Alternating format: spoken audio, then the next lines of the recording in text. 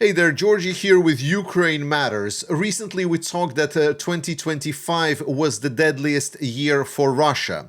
And we were talking about something like this chart, where you can see the distribution of daily casualties for Russia on average. And you see that supposedly by the end of 2024 it was 1,500, and then in 2025 it was around 900.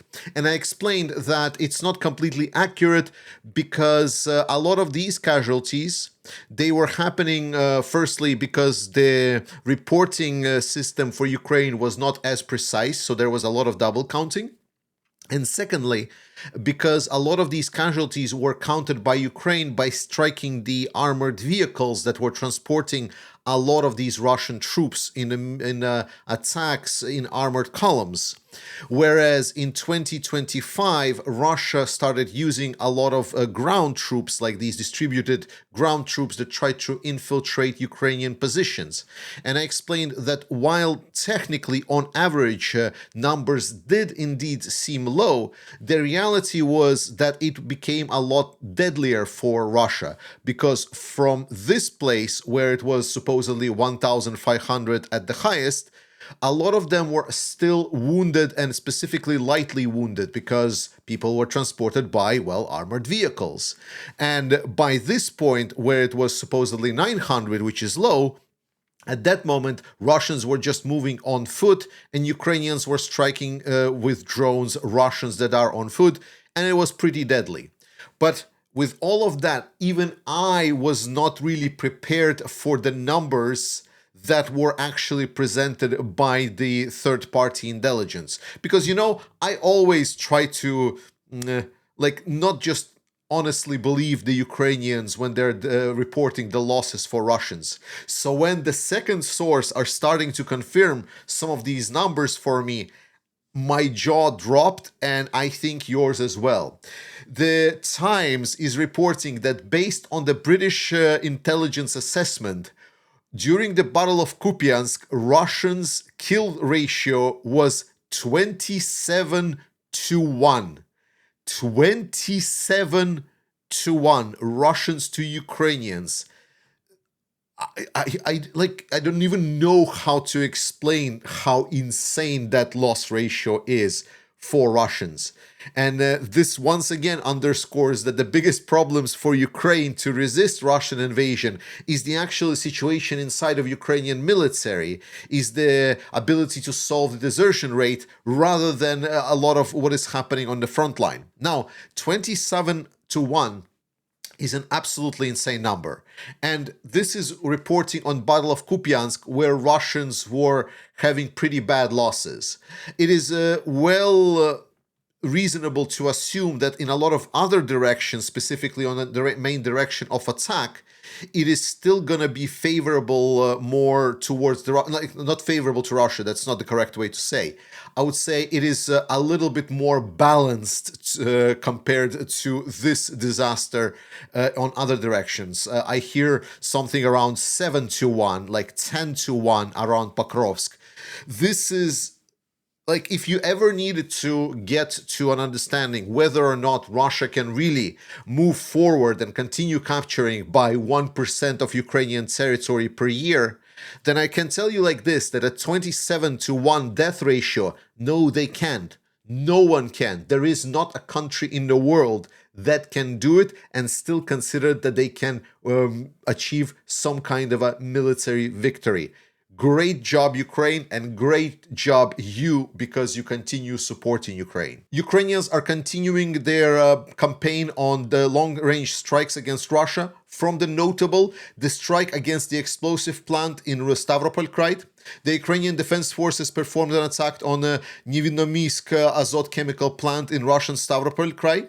The plant is located near the city of Nevinomysk and is one of the largest chemical production facilities in southern Russia. Obviously, chemical facility in the current situation instantly means that they are involved in explosives production. It was a great big boom, and there is also other reports where Ukrainians took out some of the important facilities for drone production. But if we cover every single one of these strikes, it would just be too much. European Union Union is following up with their price cap on the Russian oil. As you know, European Union sanctions package that they've introduced, they've set a new target ceiling price for the Russian oil. And now this is being reviewed because generally speaking, oil prices went down in the world. So that means the price cap on the Russian oil will also be lowered. This is important because of many things. So what European Union wants to do with this, they want to put costs on Russia for transporting all of this oil. They don't want to put a lot of pressure, like a complete ban, for reasons that we don't discuss here because it's too uncomfortable as a European to acknowledge that Europe is not doing enough and we're still buying a lot of secondhand Russian oil that's just being basically received by India or Turkey and then repackaged, and then we buy it anyway, but we pretend that we don't. So that's why they are still trying to kind of do like 50-50 of this. Yet it is still playing quite a big role for the transportation of said oil, and it's definitely costing Russia a lot. So from the 1st of February this year, the price will be reduced to $44.10 per barrel of Russian oil. And if it will be higher, and if their ships will not be able to provide documentation, then there will not be insured by any European companies. And that is a big problem for a lot of shipping companies, as one would imagine. French President Emmanuel Macron has stated that the coalition of the willing is now providing 100% of military support to Ukraine. And that is true because coalition of the willing right now is consisting of all of the countries, both European and non-European. I don't forget about countries like Canada, Australia, Japan, and other countries across the globe that are helping Ukraine. And obviously the Europeans are there as well that are providing support for Ukraine. US notably is not providing aid to Ukraine. The only help that US is providing is being paid by Europeans. So it is not really aid, it is just us buying produce from United States, and then the Europeans are donating it to Ukraine via different programs, including Pearl.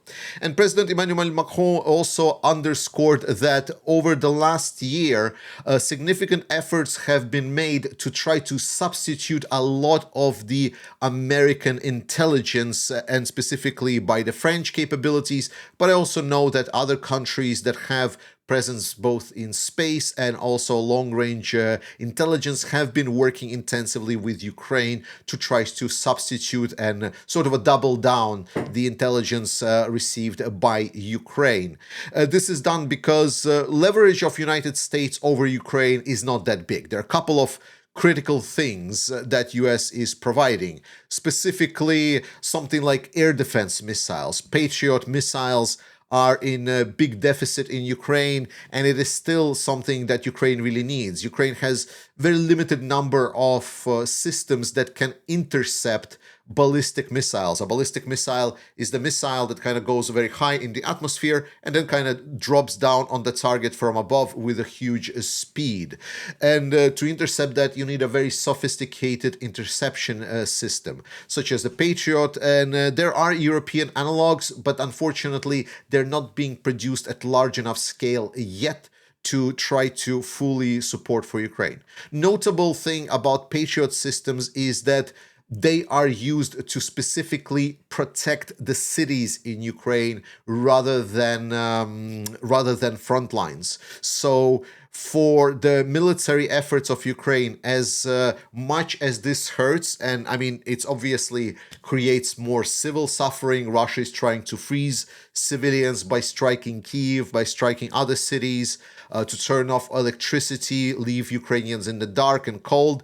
This, however, does not really impact Ukrainian military capabilities. Even something like a military production facility is not that much impacted by the strikes on energy facilities, because absolute dominant majority in Ukraine of specifically production facilities will have already their own generator. If anyone goes to Ukraine at any moment, the first thing you will notice that just streets are just filled with these generators that are producing electricity everywhere. And this is true for any and all productions and even private houses that are not in the multi-story buildings. So the biggest problems with electricity and heat and everything else is actually in these densely populated city areas. That is why the Coalition of the Willing is trying to do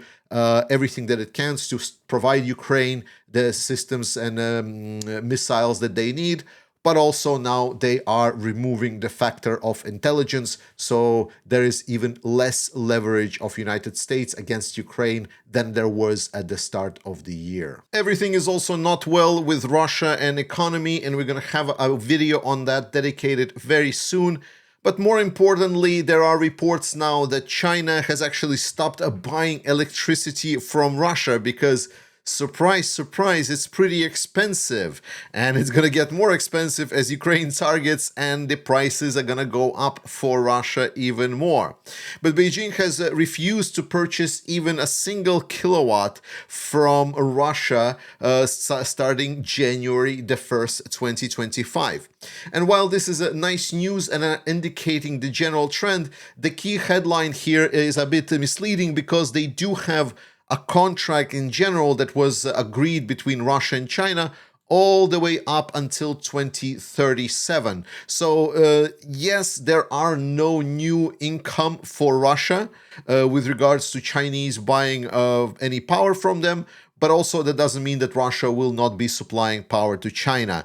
They will just do it under the older contract that was essentially paid for. Big issue that is hitting the news inside of Russia and parts of Ukraine as well that are following things very quickly. So I'm here just to kind of highlight it for you, is that Kadyrov's son has been, well, driving recklessly inside of Chechnya, and he's got into the accident and was hospitalized and now has been flown to Moscow with apparently could be a serious injury, but this is speculation.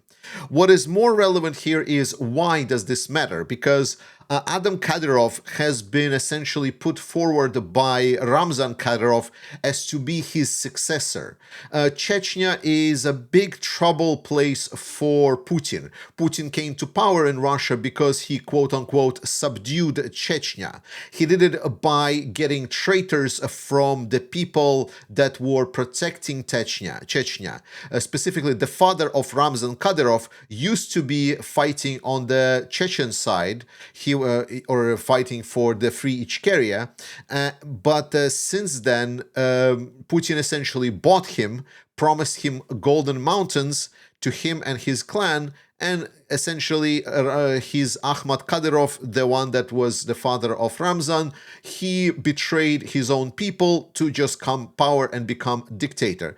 He was, let's just say, removed a bit later, where Ramzan Kadyrov came to power, and since then he has been basically in a contract with Putin stating that I will pacify Chechnya if you pay me enough money. That was the agreement.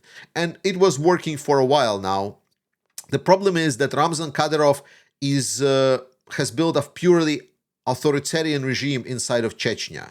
It is purely dependent on the strongman persona of Ramzan Kadyrov. And Ramzan has not been doing well whatsoever. The recent reports are that he has been hospitalized and he needed to essentially get either quick transplants or dialysis for his kidneys. The bigger point here is that Adam, the Kadyrov's son, was supposed to be the next in line to take the reins in Chechnya. And if he is now out of the picture, this is going to be very problematic, because this, one way or another, will mean that there's going to be a big turmoil in case of Ramzan dies. And with no successor, or if the successor is going to be disabled or something, that will be incredibly bad for Putin. Chechnya is a powder keg for Russia, and there's a lot of things to talk about. Maybe we should get someone from the Ichkerian opposition to talk about this, but it is very clear that this is potentially a very, very big problem for Putin, and that is why these news matter. Then on a lighter note, Ukrainians have shown an interesting innovation in their anti-drone technology. In the recent video in which they showed drones striking Russians, by the end of the video they showed also something very interesting. They showed a drone that was having some kind of an attachment very similar to the fishing rod with a line attached to it. And apparently this new innovation is used now to intercept Russian drones. Essentially, this fishing rod with a line flies into the propellers of the other drone and then disables it. This has been a long-standing desire for Ukrainians to find a solution how to reuse their drones in drone-on-drone combat when it comes to the small drones. Because if you just use your own drone to strike the drone of Russians, then you just lose your own drone, then it's not really a big victory. But with this solution, you can, for example, have a detachable part here, or the whole rod can go off, and it still preserves your own drone. Great new innovation, obviously small and field adoption, but it's very clear that Ukrainians are trying to find the way and more creative ways to fight them on the battlefield. Thank you so much for watching. I know our regular drone fundraiser is ongoing, but Rick, the Ukrainian, has reached out to me asking for a bit of a shout out to, if you can, participate in his fundraiser. So I'm just here stating that, guys, if you remember Rick, if you like what he's doing, then he's asking for a little bit of help with their fundraiser as well. All of it is going for a good cause, so that's why it is important that everyone supports each other in these tough times. I love you. Slava Ukraini, trust in Ukrainian armed forces, and I will see you next time.